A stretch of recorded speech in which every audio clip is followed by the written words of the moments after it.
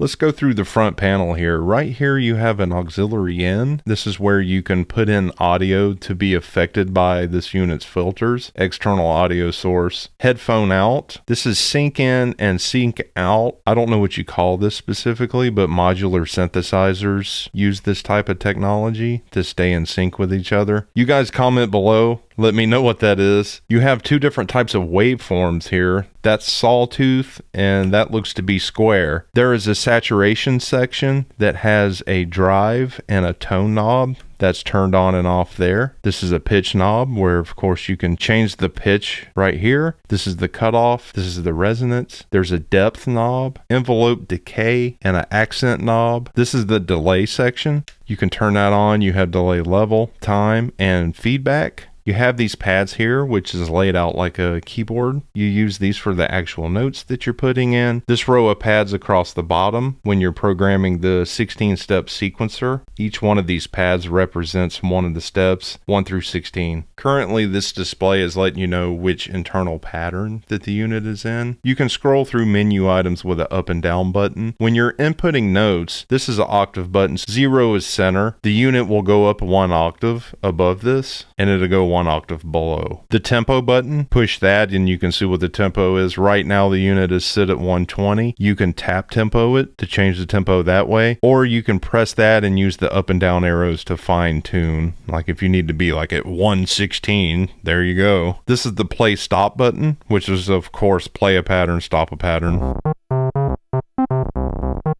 When you're recording or editing your steps in the step sequencer, you would use that button. That's a record edit button. This pattern button lets you know that the unit is in pattern mode. If you want to save a pattern, there's a save button. When editing a pattern, if you want to start from scratch and clear it out, this is a clear reset button. When setting the note length or the gate length of a note, you can do that by pressing this button. You can accent particular notes. This button here is ratchet, and what that does is it puts multiple notes where one would be. Like, you know how hi-hats in hip-hop would do a ratchet, like a...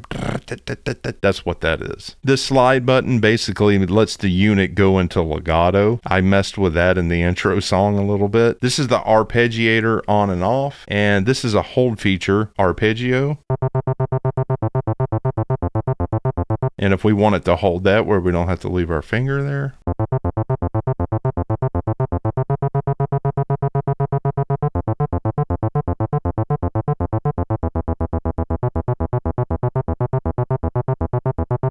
Let me do the best I can to show you how the step sequencer works on this. So we're on pattern 18.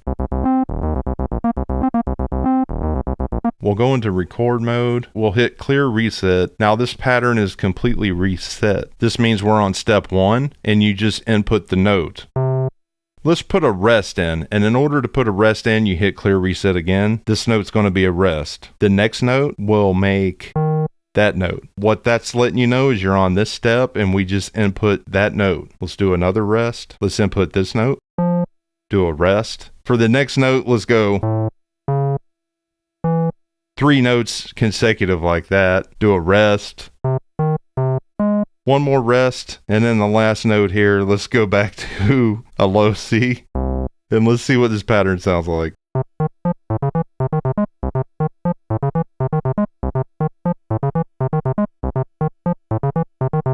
This pattern is with every note at the same gate length, accent, all of that stuff is the same on all of those notes I entered because of course I didn't adjust those parameters on each individual note. You can go back into record edit. It brings the step sequencer back up. The up and down arrows here will run you through the step sequencer. So you can page through the steps here.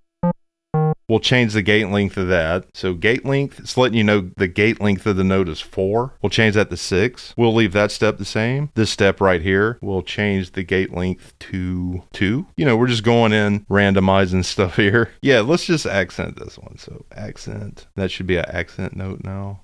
Right here, let's do a slide. Last note, we'll do gate length, change that down to 2. I went through a lot of these parameters in the intro song. Let's play our pattern and I'll go through some of these.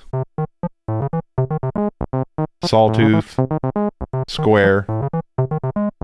Here's the saturation.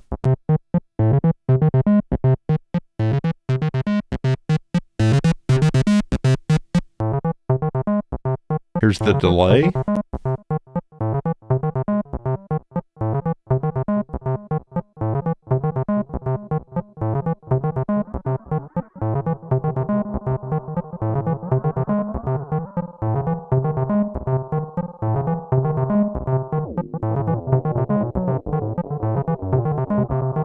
I'm exaggerating these settings, you know.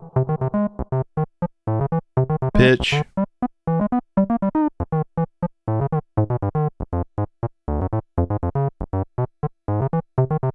Cut off.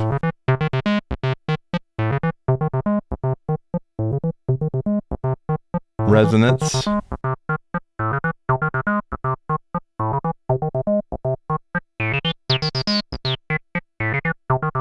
Then of course this depth and envelope change how intense the resonance is somehow.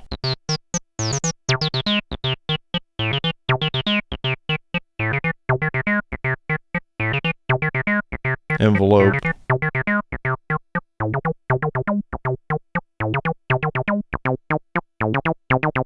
Switch the sawtooth. I think this accent emphasizes the accented notes. So how dramatic you want the accented notes to be, because you know how we made one of these notes accented? So if you like, oh, I want to hear them accents more, you can crank up your accented notes right here. While this is playing, you can hold some of these buttons down and it changes stuff, like the slide.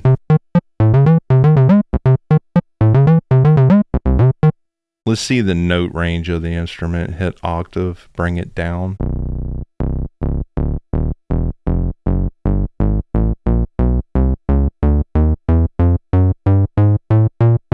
Bring it to center.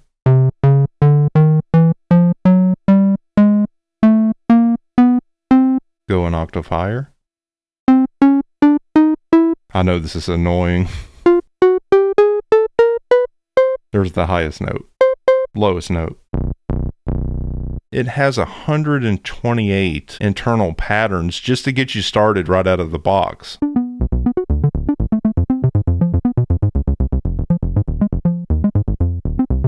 And that whole intro song was pattern 14 and 15 in this unit. So if you wanted to recreate that, you just switch back and forth between 14 and 15. As you seen, I was pressing the slide button just to make it go legato and just jamming back and forth. You can do the same thing on any of these 128 presets just to have fun.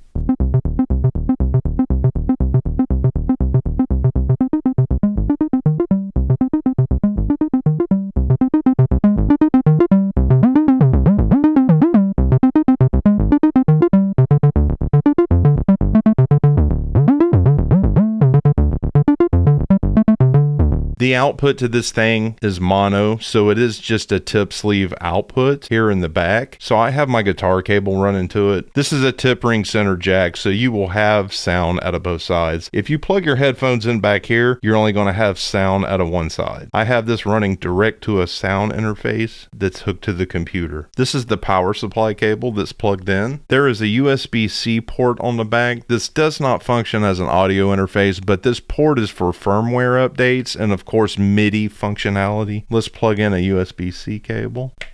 Now we are sending and receiving MIDI to our DAW, and depending on what DAW you have, it'll be a different process for setting your track up for this unit. I'm using Logic and it seems to do most of that stuff for me. And you can see I'm recording, of course, the audio for this stream, but that top track there is the Donner. I'm playing the notes over here on the pads.